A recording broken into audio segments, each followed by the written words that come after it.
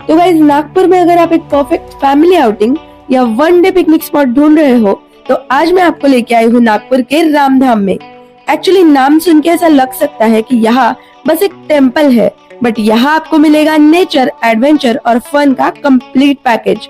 And in सब के अलावा यहाँ आपको मिलेगा अमेजिंग अट्रैक्शन जो कि है सूवी बर्ड पार्क। सूवी बर्ड पार्क में आपको बहुत सारे कलरफुल और रेयर बर्ड्स देखने को मिलते हैं जो इस प्लेस को और भी ज्यादा स्पेशल बना देते हैं। और सिर्फ इतना ही नहीं, यहाँ एक light house view point, kids के लिए फन एक्टिविटीज और वाटर अट्रैक्शंस भी है जो फैमिली ट्रिप्स को और भी ज्यादा मेमोरेबल बना देते हैं। तो अगर आप नागपुर में एक यूनिक और रिफ्रेशिंग एक्सपीरियंस चाहते हो तो रामधाम विद सूवी बर्ड पार्क डेफिनेटली आपकी बकेट लिस्ट में होना चाहिए।